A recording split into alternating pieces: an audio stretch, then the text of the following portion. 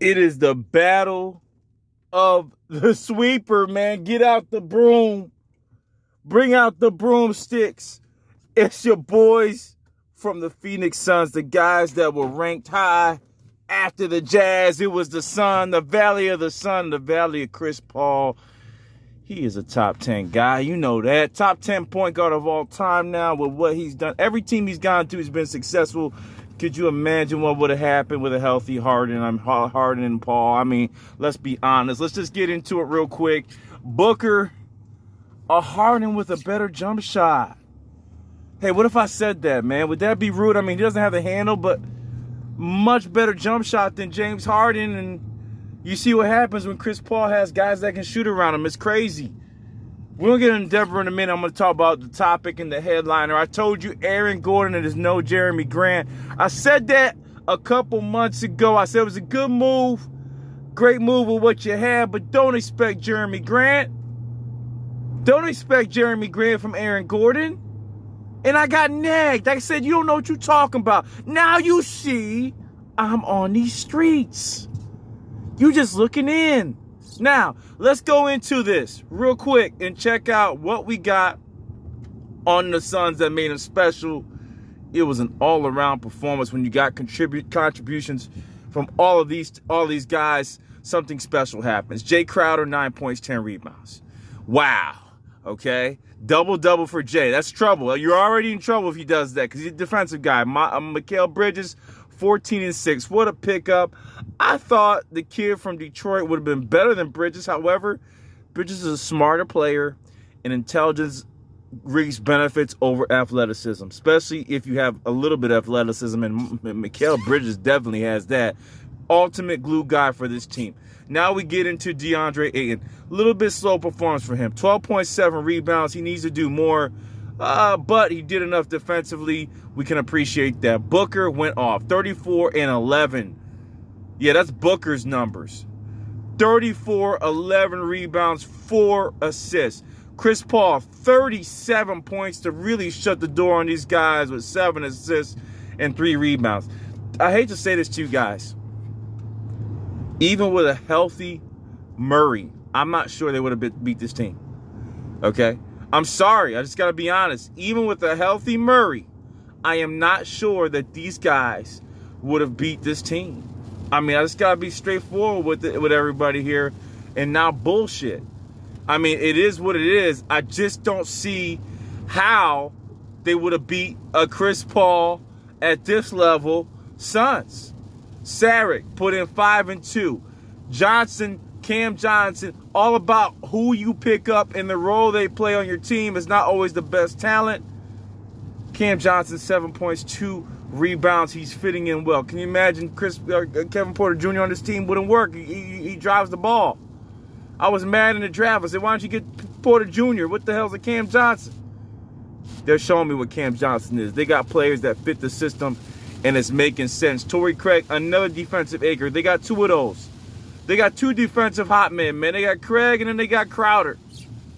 Two assholes on defense, man. I mean, so those are the sleeper guys that people don't realize. No offense, they were built to stop LeBron James. Okay? You got Craig and you got Crowder. I mean, that's like, hey, James, where are you? No offense, all right? Let's continue on. Cameron Payne, 4 points, 4 rebounds. Not bad for him. But not enough from Cam.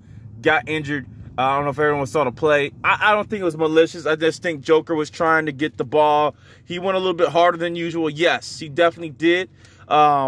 He wanted to make some type of contact, but, you know, I call it basketball. I wish he was more open-handed.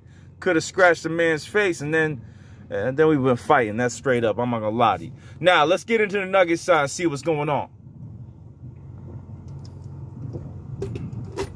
Porter Jr., 20 points, 4 rebounds. Not bad. Aaron Gordon, not enough because he needs a guard. Okay, he needs a true point guard. Campazzo's there, but Campazzo wasn't Campazzo last night. He was a scoring guard. Jokic, 22, 4, and 11. Not bad. Willie Barton came in. 25 points, 5 rebounds, 2 assists. That wasn't bad, guys. I'm sorry. That wasn't bad from Will Barton. Morris, 19.6 rebounds. I mean, if you look at the top there, you'd say, the hell's going on? Campazzo, 14 points. Rivers, not enough in 21 minutes, okay? 5 points. McGee, 5 points, 7 rebounds. These guys on paper didn't look too bad. Now, let's get into the stat line, okay? Let's figure out what happened with the turnovers and the percentages. So they shot 45% from the field goal, and the Suns team was at 51%. 3-point line. Guess what? Nuggets shot better. Nuggets shot better. Now, let's get into something that really hurts. This is what really hurts. What was the game? That's 7-point difference. Look at the free throws, folks. Look at the free throws. I'm not saying they would have hit all of them, bro. I'm not saying that. I'm not saying that, okay? But look at the free throw percentage. 66% from the free throw line. That truly hurt this team on a Nugget squad. That hurts. That hurts to lose it in that way, man. Then we got to go to turnovers, right? Everything that you see here is Nuggets favoritism. Everything. Everything is in the Nuggets' favor. Okay? If you do the stats, you say this team is the team that's supposed to win. They were. I mean, everything's there, folks. Assist-wise, blocks. I mean, blocks, give it to, I'm surprised you got to give it to the Suns there. But, you know, steals, turnovers were less. Points in the paint. I mean, you could argue, man, I hate to say it, it really did come down to free throws. I mean, let's be honest, it came down to free throws. It's crazy. It's crazy to see the results and look at the stats. But it is what it is. Some things hurt you more. And the free throws did hurt the damn Nuggets. Now, back to the topic at hand, as I mentioned.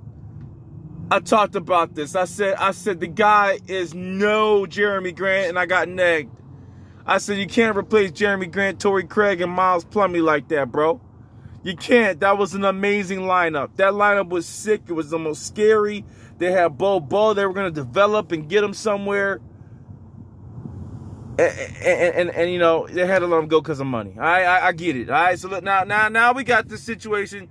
You needed somebody to kind of make up for that problem, so you go pick up Aaron Gordon. I want to look at the Aaron Gordon playoff stats. All right, let's go deep in Aaron Gordon, a guy who was, to me, could he potentially be better than Jerami Grant? Yes, but his evolution as a player hasn't been there, okay? The marriage is stat line for Gordon, okay, postseason-wise, looks like he's averaging around 12 points a game, okay? The rebounds have been sporadic. The assists have been sporadic.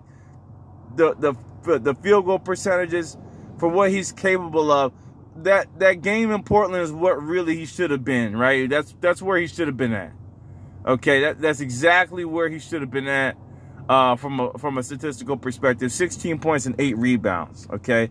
14-10 against Portland. That's where he should have been at for the entire series for them to have a chance to win, okay? And tonight, no doubt, didn't take enough shots, 3 for 8. You know, usually sits at 14. Need him to get more aggressive. They needed some other players to step up as well. But I warned you before, and I'll say it again. My premonitions are sometimes accurate, even though I can't give me any pats because Jamal Murray's out. So I'm not sure what he would have done with Murray in a fully healthy squad. I like Campazzo. I like Morris. I still, in my God's name, I still think they're missing a true bona fide assist man. Okay, I still think they're missing it. And no matter how many pieces they add, they don't got a guy that can create on his own and get to the hole and be able to dish it out. It's of no use because you got several guys that are hard-facing one-on-one players. What I mean by that, it's difficult to get them their shots off. They're doing fadeaways, they're step backs, somebody's still in their face.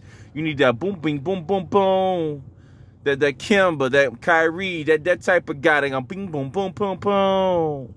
those type of guys are the ones that intrigue me from a basketball perspective because they can get anywhere in the lane, in the game.